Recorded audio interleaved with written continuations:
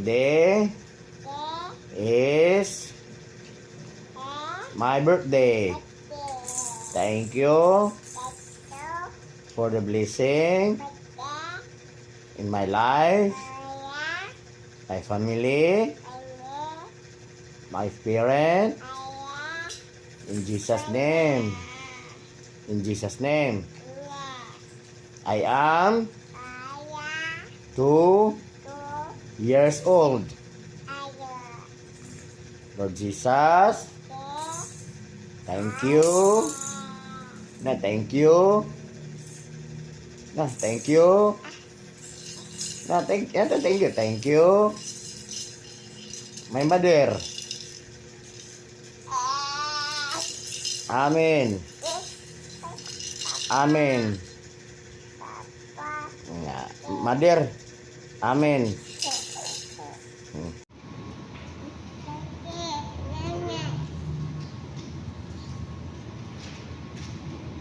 Live in peace, and the God of love and peace shall be with you.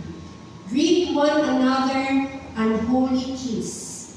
All the saints salute you. This is the word of God. Tama ba? Mukhang wala. Amen. Pangunahing punto, ang bawat Kristiyano ay may bahagi sa ministeryo.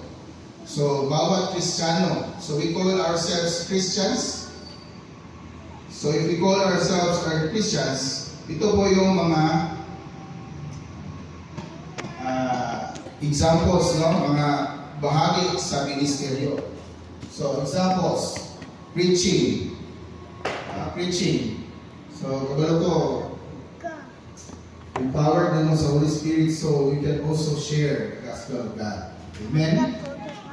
Teaching. So, nandiyon yung mga teachers natin sa Sunday schools, no? They are giving, no, their talents, sharing their talents. Singing, yung choir. So, unfortunately, wala na nabuo yung choir. Praying, prayer warriors, yung mga ganda na prayer warriors. So, dapat continuous, hindi yung off and on.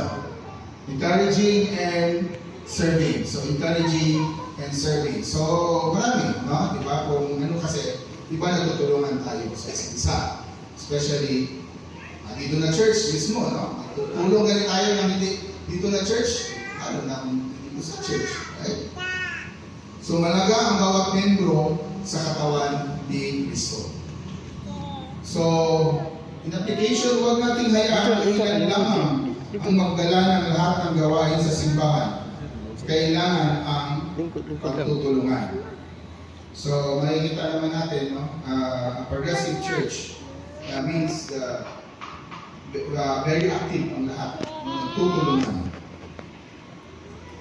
Tandaan, walang maliit na tao sa kaharian ng Diyos. So, dili ibig sabihin na walang tao sa eskwela, nila ko. Araw. Uban-uban. Ninong mo. Si Ninong sa aliyo. Uban na mo, Ninong.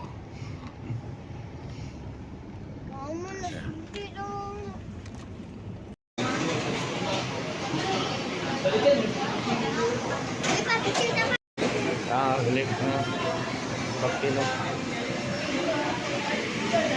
Okay, ulan, no? Ngayon, gawas.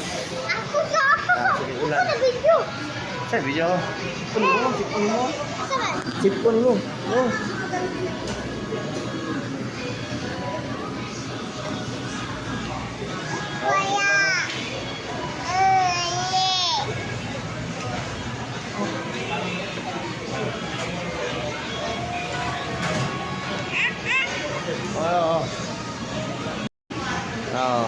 Libre ka.